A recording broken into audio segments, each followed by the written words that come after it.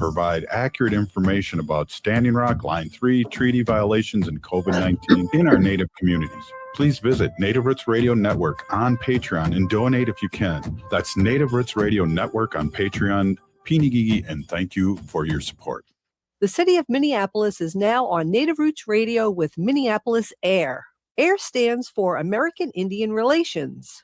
Guest host Christine McDonald talks to people about important things affecting the city's Native communities. Minneapolis AIR dives into topics like public safety, public health, elections, and so much more. Tune in to Minneapolis AIR on Native Roots Radio from 5 to 6 p.m. on the second Wednesday of every month, right here on AM 950. Hey, it's Robert Pilot from Native Roots Radio. For a meal that feeds your soul and health, check out Gatherings Cafe.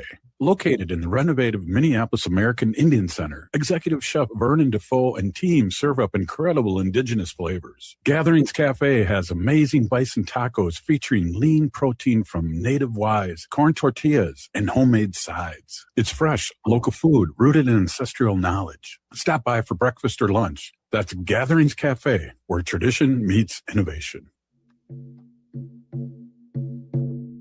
When we heal from our traumas, when we face our fears, let go of our addictions, when we relearn our values, when we live our teachings, respecting our elders, cherishing and honoring our children, when we honor and take care of our spirit, there will be no room left for sexual violence. Sponsored by the Minnesota Indian Women's Sexual Assault Coalition. Culture prevents so many negative things from happening to us as individuals and as communities. Strong roots begin with a healthy heart. For Indigenous women, heart health is part of caring for community, culture, and future generations. Even small steps can help protect what matters most. Discover ways to support your heart at hennepincounty.gov/hearts-beats, because your heart beats for generations. With your AM 950 weather, I'm Patrick Lilia. Tonight, cloudy with a low of 64, then Thursday, sunshine with a high of 84.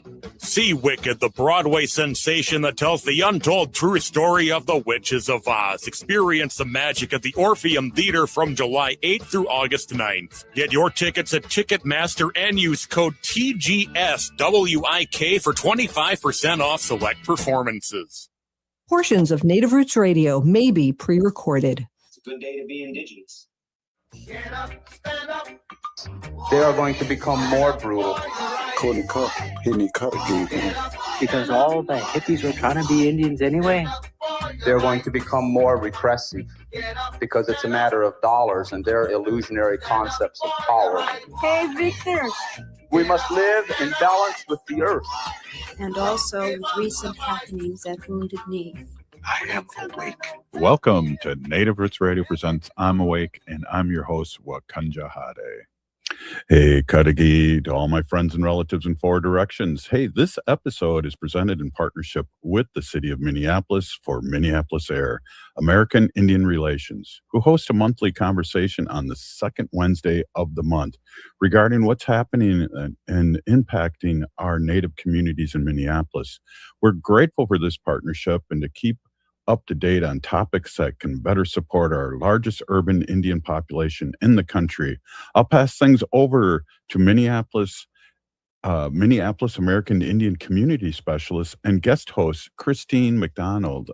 Christine, I think I just took you off the... Yeah. Hey, welcome back. Hey, there you are. Welcome, and thank you so much for hosting this monthly show. Thank you so much, Robert. So, Buju, Ogadaki, Gabawik, Nindijnakas, Ajijak, Nindindem. I'm Christine McDonald. I'm the American Indian Community Specialist for the city of Minneapolis, and I am the host of Minneapolis AIR, American Indian Relations. And on the show today, we are going to learn about the city of Minneapolis's two-spirit LGBTQIA plus equity work. And we're also going to learn about getting ready to vote in this year's primary elections. Our first guest today is Shor, who is the manager of our Trans Equity work. Welcome here, Shor. Glad to have you.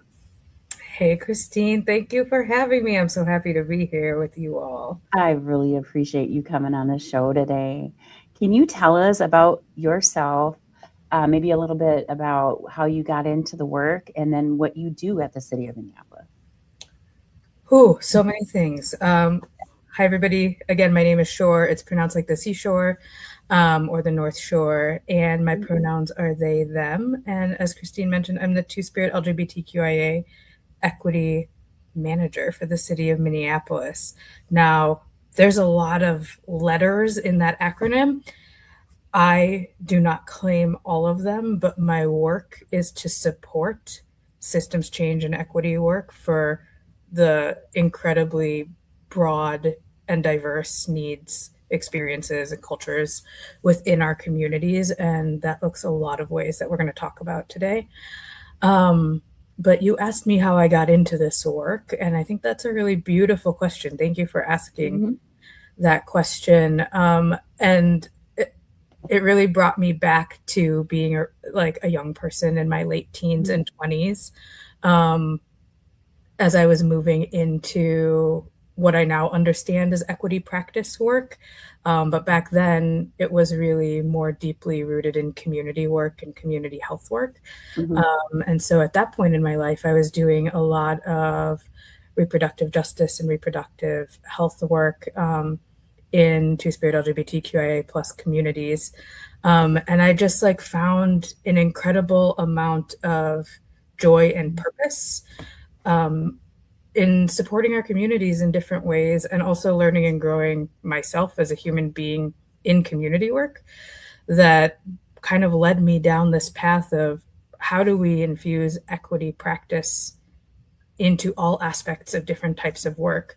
And so that's been kind of my path for the last 20 years is how does this show up in public health? How does this show up in our community health work, in coalition building? But the roots of all the work that I've done has been in how do we create systems and equity practices that actually support our different communities in the ways that they need to be supported.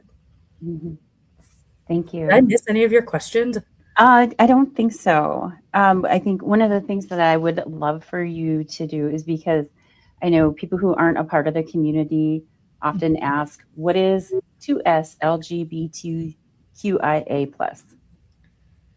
Yeah. Okay. Let's spend a moment on this acronym situation.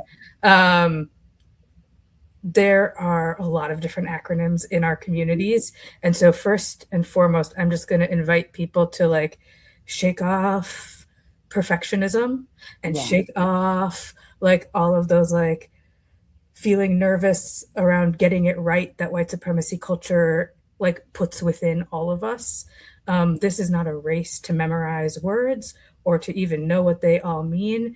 It's an invitation to just learn what sticks with you, if you will, because the acronym is always changing and our community's understanding of self is changing always. And that's kind of why it changes a lot. But the acronym that we're using right now is one that reflects what's been happening in community and what community is using. And so the acronym is 2S or Two-Spirit, LGBTQIA plus, and L is lesbian, B is bisexual, T is transgender. Wait, I missed G. G is gay. Oops, missed one.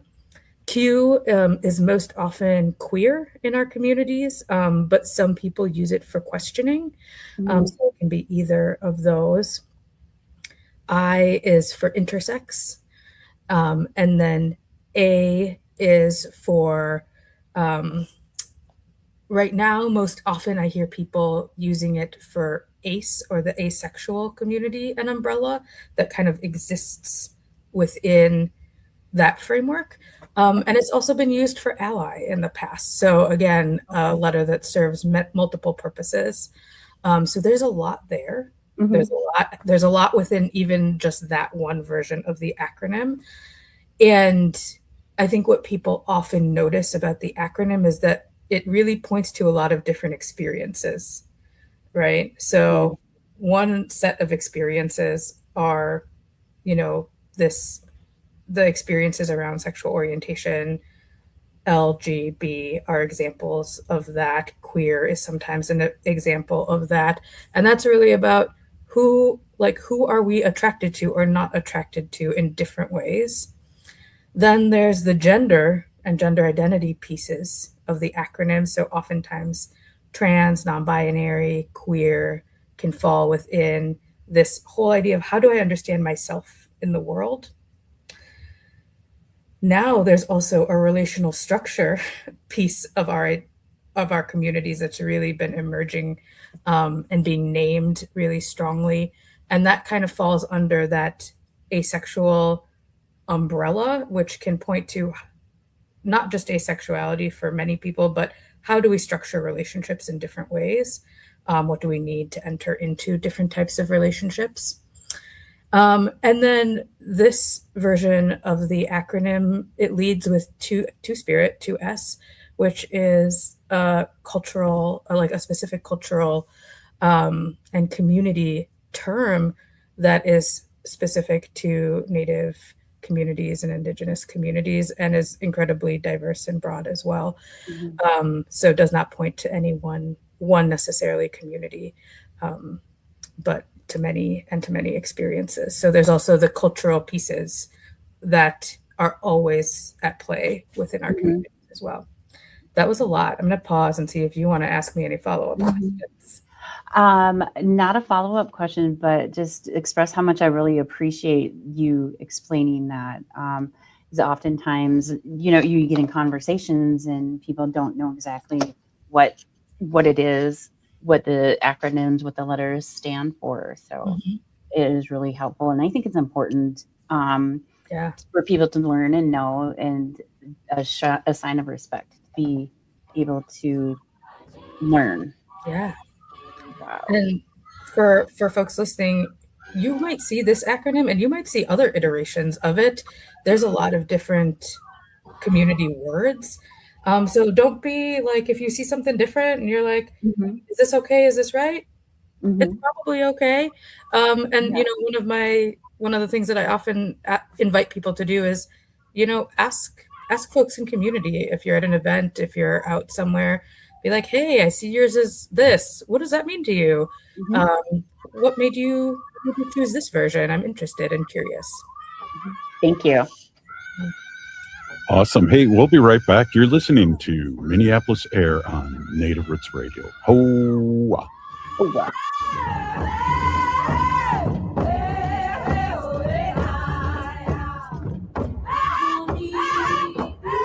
Maintaining our health, particularly our heart health, is very important to us as a family. Your heart gives you time with family, time with community, time to pass down what matters. Protecting your heart helps keep those moments alive. A visit with a healthcare provider can be one step toward a healthier future. Learn more at hennepincounty.gov/hearts-beats. Your heart health is essential because your heart beats for generations. Hey, it's Robert Pilot from Native Roots Radio. For a meal that feeds your soul and health, check out Gatherings Cafe. Located in the renovated Minneapolis American Indian Center, Executive Chef Vernon Defoe and team serve up incredible indigenous flavors. Gatherings Cafe has amazing bison tacos featuring lean protein from native wise, corn tortillas, and homemade sides. It's fresh, local food rooted in ancestral knowledge. Stop by for breakfast or lunch. That's Gatherings Cafe, where tradition meets innovation. The city of Minneapolis is now on Native Roots Radio with Minneapolis AIR. AIR stands for American Indian Relations. Guest host Christine McDonald talks to people about important things affecting the city's Native communities. Minneapolis AIR dives into topics like public safety, public health, elections, and so much more. Tune in to Minneapolis AIR on Native Roots Radio from 5 to 6 p.m. on the second Wednesday of every month, right here on AM 950. Unwanted sexting or photos, inappropriate jokes, even tickling or wrestling can feel like a violation. Catcalling, cornering, or groping, getting them drunk or high for sex, recording sexual acts without permission, hurting someone because of their sexual orientation, raping a family member, a child, a date, a friend, a stranger, purchasing a human being for sex. You make the choice every single time. Sexual violence is many things. Make a choice. Do not do it. Sponsored by the Minnesota Indian Women's Sexual Assault Coalition. I'm I'm Lieutenant Governor Peggy Flanagan, and I want to be your next United States Senator, and you are listening to Native Roots Radio. Welcome back to Native Roots Radio presents I'm Awake, and this is Robert Pilot. Hey, this episode is supported by the city of Minneapolis with Minneapolis AIR, American Indian Relations. Here's our guest host, Christine McDonald. Oh, welcome back. I'm Christine McDonald, American Indian Community Specialist with the city of Minneapolis, and your host for Minneapolis AIR. Joining us today is Shor, who is the Two-Spirit LGBTQIA plus equity work manager for the city of Minneapolis. Let's go right back into our questions for today. Can you tell us a bit about the history of this work at the city of Minneapolis? I love that juicy question. So this is not new to the city. I'm still a little bit new. I've been with the city for just about a year now. Wow, that went fast. But this work has been present and also been building for many, many years, if not decades, through our communities and community organizing. As we know, and in lots of our cultural communities, it takes a lot of time to even get equity work, like on the radar in government. And so when it actually is on the radar, that's a big deal. That means a lot of people have put a lot of time and energy and work into getting it on the radar in government. And so I first and foremost want to give a big thank you to all of the people that I know and that I don't know who put this work together for decades before it got, for example, funded at the city level. So much gratitude to the people who came before me, who laid the foundation for the work that we're doing now. But I think about 12 or 14 years ago, I can't remember exactly, when it was more formalized, the city really started listening to community, because community was saying, there's a lot of Two-Spirit LGBTQIA folks in Minneapolis, and city government needs to be thoughtfully considering our needs and, frankly, the variety of needs and equity issues that come at different intersections in our communities. And city government started listening and started putting together programs like the Trans Equity Summit, which started 11 years ago, and the Trans Equity Council, which I think started 9 or 10 years ago, and then started actually funding this equity work through ordinances within the city. And so this work was formalized, probably about 12, 14 years ago, and really, looking to, again, elders in our community like Andrea Jenkins, who really helped pave the way, not just for those programmatic components, but for a lot of pieces of getting this work moving and sustained over the years. And so as my predecessors did so much work building those foundational pieces, I got to walk into this role and so gratefully start to think about, how do we really create a longer lasting impact for our communities? What is the vision of this work moving forward? What does meaningful support from government look and feel like? How do we make sure that everybody in government can serve our communities in meaningful ways that make sense to our communities? So that's really what I'm looking to do, and what I'm centering in my work moving forward is working closely with community orgs, and really working together to prioritize what is government's role in supporting our communities now and into the future. That's great. And so what are you working on now, and what is your team going to be working on? Yeah, so something that I've been working on that I kind of alluded to just now was doing a lot of listening in my first year. So in my first year, I met with a lot of community members. I did a lot of community conversations to really get to the roots of what is happening in our communities and what do we need to be prioritizing and working on. And really taking all of that and putting together a plan for us to work from moving forward. I think that equity work and equity practice in government has generally like some different kind of areas of work. One is being responsive to community. So when something happens, showing up, figuring out what our role is, how we support, what do folks need from us in those moments of response. Yeah. And then I think another big piece of the work is how do we create structure for the work moving forward so that we can continue building out and growing some of the things that we've been working on, like the summit and the Trans Equity Council, but then also growing the things that folks need now. So we know housing is a huge issue in our communities. Job security is a huge issue in our communities. And so what is the city's role in that work moving forward is a big part of what we're going to be working on moving forward. And, you know, I think that we can't really do this work without also like bringing joy into it. So we just came off of Twin Cities Pride season and Pride Month and it was really fun and joyful. And we show up to stuff like that too, right? So it's not just all the hard stuff. It's also the, hey, let's go like be joyful and proud in community and show up to events that community finds important. And so, yeah, we did Twin Cities Pride last weekend. And then in August, we will be at Minnesota POC Pride. And sometimes they also go by Black Pride. And that's in mid-August, I believe it's August 13th. And so would love to invite folks to Minnesota POC Pride. And it's a wonderful event in Powder Horn Park. Yeah. So you did mention the Trans Equity Council. Can you tell me a little bit about what the Trans Equity Council is, who it's made up with, and is there opportunity, if not there, where community can get involved?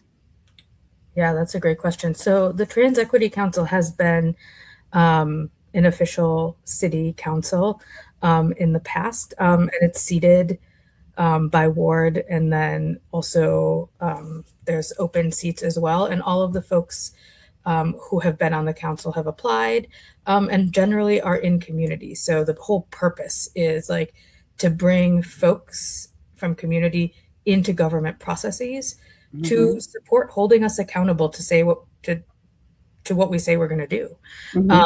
And that's really important work. It supports transparency. It supports accountability.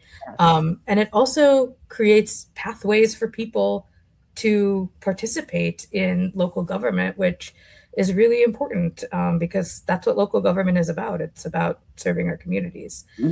So we will likely be reseating that council next spring when things open up. And so when that's available, I will put that out on our website for communities to access those applications. And I believe our website was posted already for folks to find stuff on. And it's minneapolismn.gov. Oh, it's very long. I don't know if I should say it all. Should I say it all? Yeah. Okay.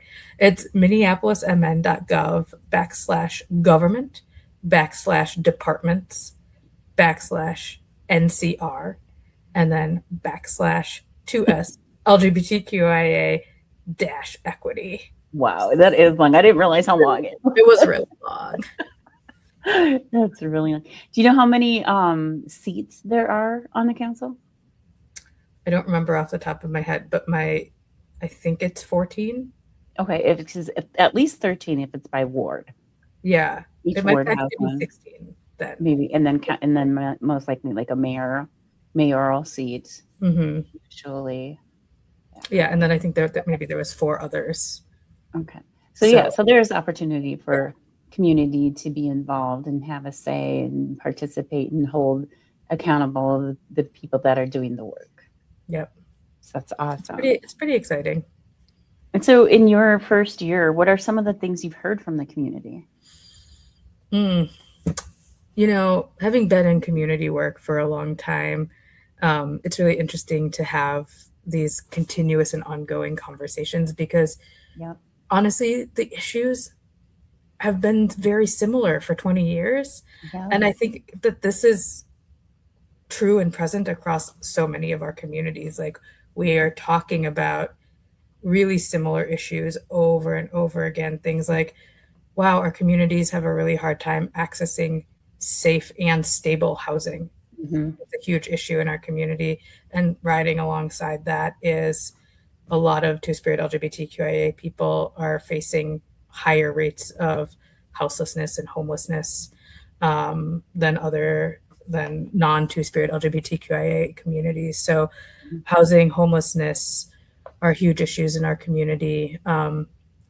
Access to, meaningful or employment period is an issue in our community. Something that has always been coming up, but I think feels really, it feels really big and potent right now in a different cultural way, is safety.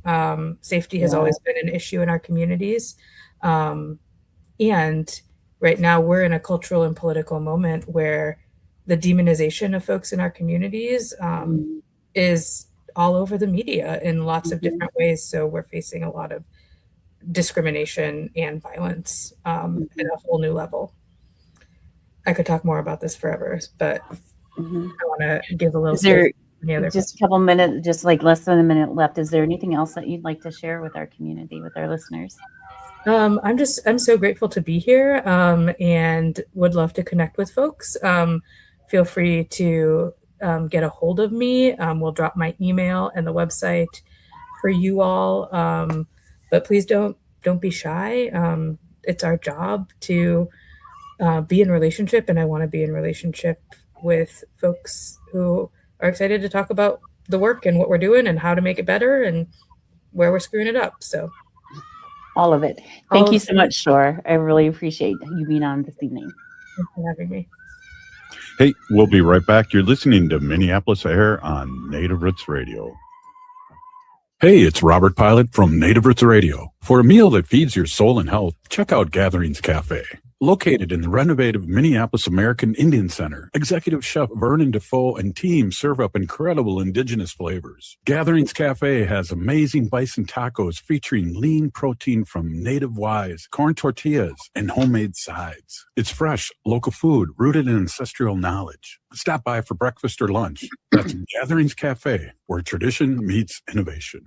If the statistics say that 1 in 3 Native women and 1 in 6 Native men have experienced sexual assault in their lifetime, it means our whole community is affected by sexual violence. 1 is too many. Don't stand by, stand up. Don't engage in acts of sexual violence, and shut down the dirty jokes, the gossip, the victim blaming and shaming. As a community, we can change the way we respond. Contact the Minnesota Indian Women's Sexual Assault Coalition to attend a workshop to learn more. Sponsored by the Minnesota Indian Women's Sexual Assault Coalition. The city of Minneapolis is now on Native Roots Radio with Minneapolis AIR. AIR stands for American Indian Relations. Guest host Christine McDonald talks to people about important things affecting the city's Native communities. Minneapolis AIR dives into topics like public safety, public health, elections, and so much more. Tune in to Minneapolis AIR on Native Roots Radio from 5 to 6 p.m. on the second Wednesday of every month, right here on AM 950. Heart health is more than just the physical well-being. It represents like a foundation of vitality, resilience, and the ability to live fully. Your heart carries stories of resilience, love, and survival. Caring for your heart means honoring yourself and the generations before and after you. It means protecting your ability to gather, laugh, and be present. Learn more about your heart health at hennepincounty.gov/heart-beats, because your story matters and your heart beats for generations. There really is no place like home. Hi, I'm Mary T. of Mary T. Home Health. When you're faced with an illness or an injury, being able to stay at home and receive care is important. Our home health offers a wide range of services, including skilled nursing, physical, occupational, and speech therapies, aides, homemakers, in-home respite care, and 24/7 live-in care. We'll work closely with your primary care provider to come up with an individualized plan for you. Learn more today at marytinc.com. Too often, political news focuses on what's happening in Washington, D.C. But from redistricting to reproductive rights, what matters most to your life happens at the state level. And when no one's closely watching the state, bad stuff happens. That's why Heartland Signal offers Radio Free America, a free weekly newsletter from me, Aaron Kleinman. Sign up at heartlandsignal.com/newsletter. I spent 7 years helping the most successful state-level political group navigate elections across the country. Now I want to help you understand what's going on in your state. And I'll also have some funny stuff in there too, like Weird Al on Howard Stern. Because, let's face it, we could all use a laugh. So sign up for our free newsletter, Radio Free America. We never share or sell your email address, and you can unsubscribe at any time. Sign up now at heartlandsignal.com/newsletter.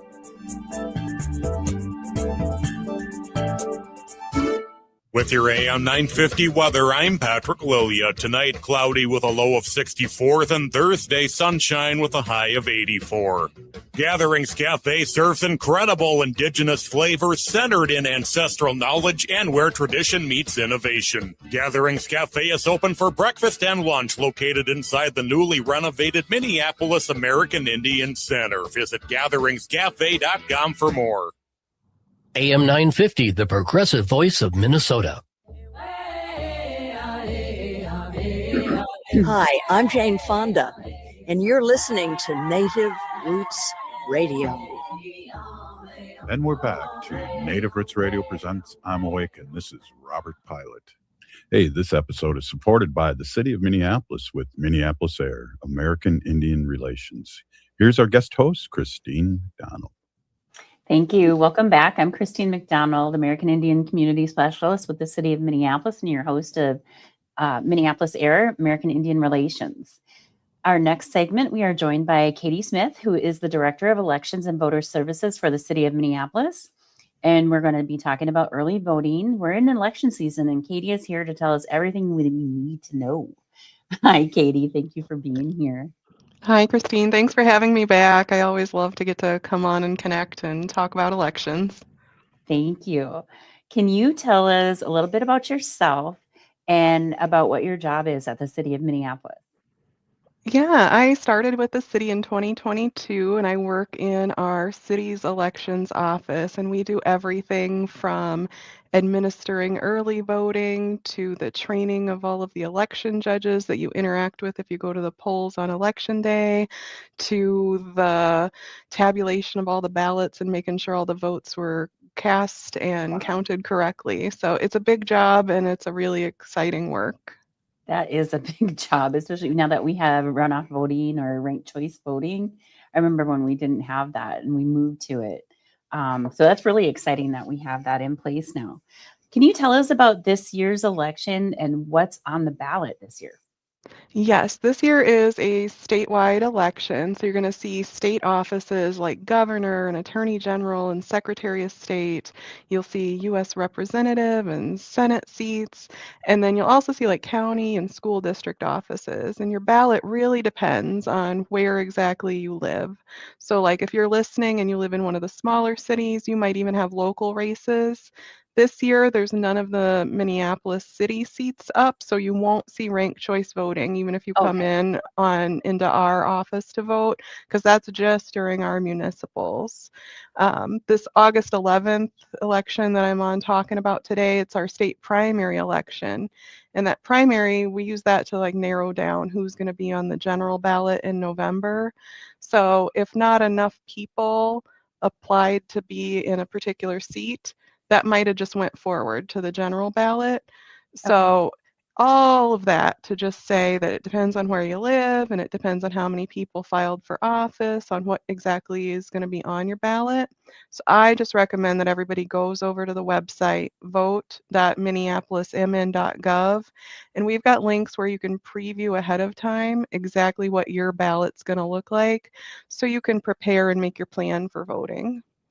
That's awesome. That's a great tool to see the ballot before going to the polls. Is there anything that voters should be aware of with that primary ballot?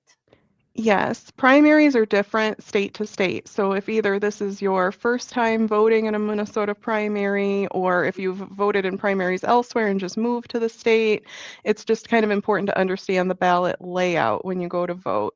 The front side of our ballot will be two different columns, one for each of the major political parties, and you get to vote in just one of those columns to help narrow down the candidates within that parties races. And then on the back side of the ballot, you'll see all of the nonpartisan races. So candidates that aren't tied to a political party, for example, the school board races. And in the back side of the ballot, then you can vote on all of those. And there'll be instructions, and you'll be given instructions by the team when you go in to vote. So it is helpful, though, to be able to look at that ballot ahead of time. Mm-hmm. We're now just weeks away from that primary election. What should voters be doing now? It is getting close. Early voting has already started, so the period of time where you can cast your ballot ahead of time has already started, but there's still plenty of time, whether you want to vote on election day at your precinct, whether you want to come in and see us here at the Early Vote Center, or whether you're planning to vote by mail. We just encourage everybody to make a plan, find a choice in all of those options that work best for them, and be prepared to cast their ballot. So what can people do to vote ahead of this election? Yes, for the primary election, voters can cast their ballot here at the office at Minneapolis Elections and Voter Services. We're at 980 East Hennepin Avenue. Right now, we're open 8 to 4:30 Monday through Friday, but we're going to have additional evening and weekend hours as we start getting closer and closer to Election Day. And then our site is just for residents of Minneapolis. All Hennepin County residents, including people that live in the city, can also choose to vote downtown at the Hennepin County Government Center. Oh. So if you're listening and you live in the county but you don't live in Minneapolis, that's an option for you. And you'll just want to check out their website for their hours before you head out. And so then how would someone vote by mail? To vote by mail, we just tell everybody there's no need to wait. You can go ahead and request your ballot now. That website I mentioned earlier, the vote.minneapolismn.gov, you'll hear me say it several times, but it really is a one-stop shop for all things elections. Go on there, go ahead and request your ballot. And then there's several different ways to return it. You can mail it back. It comes already with postage paid return materials, so you don't have to buy a stamp or anything. You can also drop it off to our office during open hours. Drop off, it has to be back by 5 p.m. on election night. If you're mailing it back, it has to be back in the office by 8 o'clock on election night to be counted. And then don't bring it out to the polling place because we can't accept them out of the polls. They do have to make it back to the main office. And then we just are reminding everybody whenever you do vote by mail, there is a section on it, and you'll see it on there. It says that so for a witness, so you'll need a second person to sign the ballot envelope. Oh, okay. And to vote on election day, what do you do? Yeah, on election day, that address that I gave earlier, that's not where you're going to want to go. You're going to want to go to your polling place. So that's a specific polling place that's in the precinct where you live. So it's going to be somewhere local within your community. And you can also go to that website, vote.minneapolismn.gov, and there'll be a link there where you can find your specific polling place. And that's important to know because your polling place can change. Right? It can. A lot of the times it remains the same, but sometimes, if there's construction or if a building changed or if we found somewhere that just had a bigger room and more space, occasionally those do move around. So it is important to look those up before you head out to the polls. I remember one year I did that. I went to the wrong place and I got out, waited in line and got in, and they told me that it changed. So I didn't know about looking things up before, but I do now. That is good that's a good note. It's good to make a plan ahead of time and to make sure that that you know which location you're going to. Yeah. So I think a couple things have changed in kind of recently. Can you remind people who is eligible to vote now? Yes, to vote in Minnesota, you need to be a U.S. citizen, at least 18 years old on election day, a resident of Minnesota for the last 20 days, not currently incarcerated for a felony conviction, and not under a court order which revokes your right to vote. And the big change in all of that list is the not currently incarcerated of a felony conviction. It used to be worded differently, but now basically it's like once you're out, you can vote. It used to be tied to whether or not you were on papers, on probation, etc. And they took some of that language out of there. So now it's like if you're not incarcerated, if you're not in prison, you can vote. You can vote. Yes. So get out and vote. You can vote. Yes. Let's talk about voter registration. If you're registered to vote, do you have to re-register? No, once you've registered, you don't have to register again unless you change your name or you move or you don't vote at least once in an election cycle. And by election cycle, we mean the whole big 4-year cycle. So if you're registered with your current name and your current address, then you're all set and you don't need to do anything. You don't need to bring anything with you when you vote. We do have a link on that website that I keep mentioning, so you can check ahead of time if you're curious, like, oh, have I voted in the last 4 years? Or, oh, did I re-register after I moved? So it's also just a good part of planning just to double check on your registration too. Okay. So I just moved.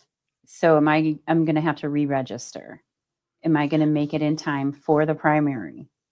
Yes. So if you do need to re-register, you're still ahead right now of the pre-registration deadline. That's 21 days before the election. So there's still plenty of time to register to vote and already be on the voter rolls when you get there on election day itself.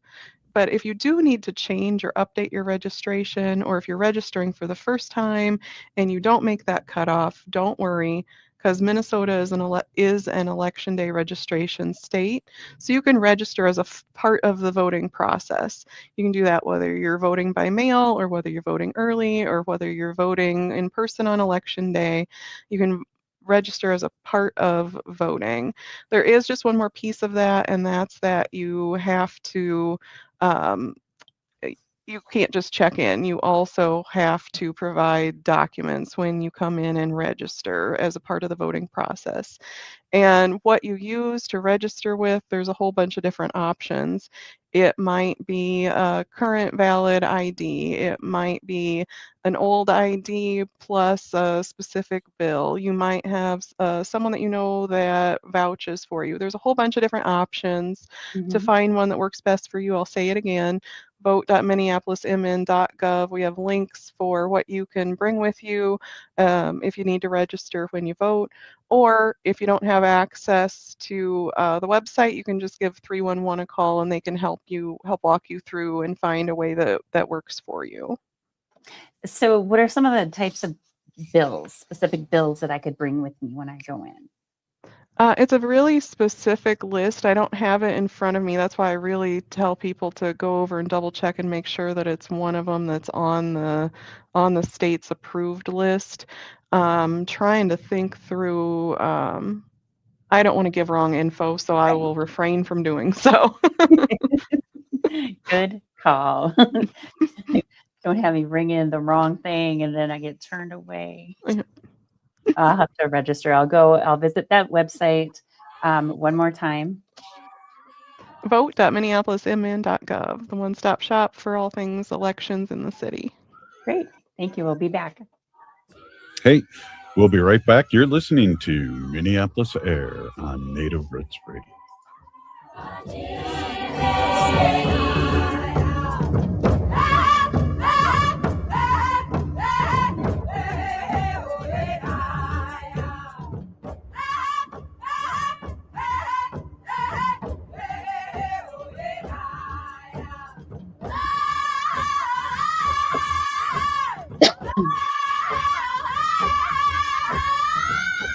Culture prevents so many negative things from happening to us as individuals and as communities. Strong roots begin with a healthy heart. For Indigenous women, heart health is part of caring for community, culture, and future generations. Even small steps can help protect what matters most. Discover ways to support your heart at hennepincounty.gov/hearts-beats, because your heart beats for generations. We are your relatives. We are your relations. Brothers, sisters, sons, daughters. And some of us are your grandchildren. We are your community. Historically, we held places of honor and respect. Because of the impact of colonization, some of us are rejected, thrown out from family, friends, and community, set up as targets for sexual violence, sex trafficked, humiliated, tortured, and murdered. Everybody has the right to be safe. We are your relatives. Remember, homophobia is not traditional. Sponsored by the Minnesota Indian Women's Sexual Assault Coalition. Hey, it's Robert Pilot from Native Roots Radio. For a meal that feeds your soul and health, check out Gatherings Cafe. Located in the renovative Minneapolis American Indian Center, Executive Chef Vernon Defoe and team serve up incredible indigenous flavors. Gatherings Cafe has amazing bison tacos featuring lean protein from native wise, corn tortillas, and homemade sides. It's fresh, local food rooted in ancestral knowledge. Stop by for breakfast or lunch. That's Gatherings Cafe, where tradition meets innovation. The city of Minneapolis is now on Native Roots Radio with Minneapolis AIR. AIR stands for American Indian Relations. Guest host Christine McDonald talks to people about important things affecting the city's Native communities. Minneapolis AIR dives into topics like public safety, public health, elections, and so much more. Tune in to Minneapolis AIR on Native Roots Radio from 5 to 6 p.m. on the second Wednesday of every month, right here on AM 950. Hi, it's Dr. Evan Adams, and you're listening to Native Roots Radio. Hey, Victor, you better be listening. In this portion of the show, we'd like to bring awareness to our wolf and bear populations throughout Turtle Island. Say no to the hunts.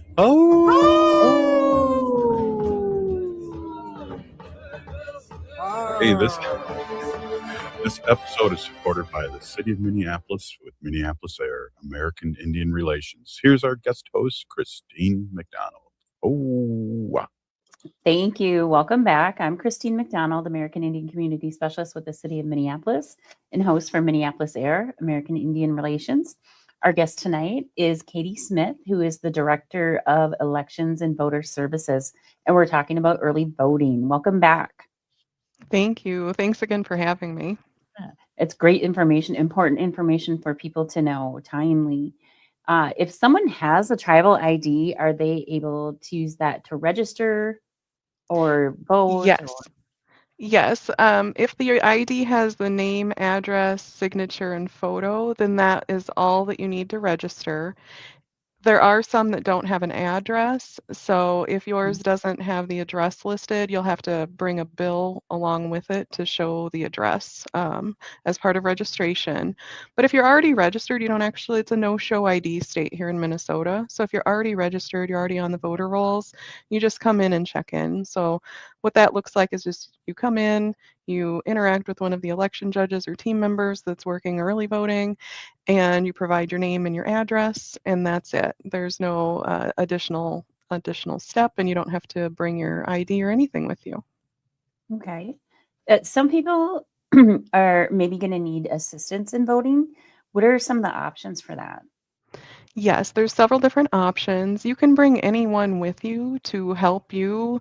That person can help you through the whole voting process. That includes things like helping you maneuver through the polling place, helping you translate materials, or even helping you to fill out the ballot itself. The only stipulation in law is that that can't be someone who's an agent of your employer or who works for your union. If you don't have someone who's coming with you to provide assistance, we also have a ballot marking device. That's a piece of equipment that's at every polling place, it's at every early voting site, and it's for if someone wants to vote but they either can't or choose not to vote using an ink pen. It has a really large print display, it has a braille keypad, it can even read the ballot aloud via headphones. And after making choices, then it has a printer attached that fills in the ovals of the choices that you selected. And then, of course, there's also poll workers who are working at all of those sites that can help through the entire process of voting. And even if you can't enter the polling place because of mobility issues or illness, the poll workers can even help you vote from a vehicle. They can bring your ballot outside to you. And then if the assistance that you need happens to be translation, we also hire bilingual poll workers. We offer a wide range of our materials that are translated. You're able to bring a bilingual assistant with you. The person you bring with you to help also doesn't have to be a valid Minnesota voter. So if you have a friend, family member who's maybe not 18 yet, or lives in a different state, they don't have to meet all of those same requirements that we talked about for being a voter to come in and to help you. So those are kind of just some key points and some ways that you can bring assistance with or request assistance while you're here. That's great for accessibility. Is there anything that's new this year? Yes, there is one new law that's going into effect this year that I wanted to touch on and to talk about, so I'm glad you brought that up. We've long referred to this period of time ahead of Election Day as early voting, and it's a little bit of a misnomer because it's actually kind of been a part of the absentee voting process for all these years in Minnesota. But there's a law change going into effect, and this will be our first election, this primary election, where we have actual early voting. So 18 days before Election Day, the early voting process starts. So for this primary election, that's on July the 24th. And that's the time period where you can put your ballot directly into the tabulator without a series of envelopes. In the past, we've called this time direct balloting. And for someone who's coming in to vote, it's going to look much the same as it always has. It just has a new name and a little bit of a shorter application to fill out when you come in to vote. So little name change, but not too much of a process change from the voters' side of things. Great, thank you. So with all the events earlier this year, with the immigration crackdown, we've been hearing a lot of rumors about ICE agents showing up at polling places and basically in an effort to intimidate voters or maybe even arrest them. Is your office having conversations to prepare for that? Yes, every year we do security and safety planning ahead of Election Day. That can involve everything from what would we do if there was a big weather event to more topically this year, like you're talking about, what if ICE were to show up at a polling place? So we've been having all of those preparation and planning conversations for months ongoing now before voting even ever started. So we are fully prepared and we do have plans in place for a lot of different possibilities on Election Day or even during early voting. And there's state and federal laws regarding who is and who is not allowed to be at a polling place. As a piece of all of that, we've also heard from community members who are really interested in not only knowing that we have these security plans in place and that there's laws that protect voting and protect the rights of our voters in Minnesota and really do govern who's not allowed to be there when voting is going on. But we've been hearing from community about how can we be helpful in this year's elections and how can I be sure that other people, that my neighbors and my friends and my family feel safe and feel like they're able to cast their ballots. So we've been working to really get that messaging out that we really appreciate community and all of this outpouring of appreciation and support for elections. And we want to make sure that community has all of the tools that they need so that they can positively support our election this year and every year. So we don't want anyone, for instance, to show up at the polling place. That's something we heard, like, do you want us to come? Do you want us to come and just show up there? And we don't. The laws do govern that, like, it has to be judges, voters, people who are assisting a voter. Like, there's only certain people allowed to be at the polling place. And we don't want there to be a big group at the polls. We don't want it to look like there's long lines. We don't want it to look like someone can't get in or can't park or can't enter the polling place. So we want to make sure that no voters are deterred because it looks like there's a big gathering. So we don't want people to just show up, but we want people to have a way that they can help. So some of the ways that we're really recommending this year that people can get involved in the election, other than voting, obviously, that's our big message is go vote, voting's open, voting's happening now. But other ways to get involved include things like signing up to serve as an election judge or working during the early voting time frame. We would encourage you to help your neighbor if they don't feel comfortable in going to the polls. Make sure they know these other methods that we've talked about tonight, whether it's requesting an absentee ballot or providing rides to friends or family or community. If you have translation skills, using those to get messages out there or to provide just one-on-one assistance to someone who needs translation of the ballot. And then following our social media platforms and making sure we're sharing out that good, accurate information. So if somebody's absentee voting, I could drop it, I can return the ballot for them.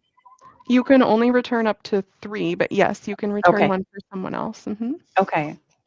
All right. Is there any final advice in the last 30 seconds we get? Yeah, we're just talking about making a plan, and it's never too early to make a plan. So even if you've already cast your ballot for the August 11th state primary, there's already information on our website for the November 3rd general election. So if you're a super planner, November 3rd is the big general election, and we've got information coming out about that, and I hope to come back on and see you again ahead of that one. I'd love to have you back. Hey, you've been listening to Minneapolis AIR on Native Roots Radio. Great job, you guys. We'll see you tomorrow. Maintaining our health, particularly our heart health, is very important to us as a family.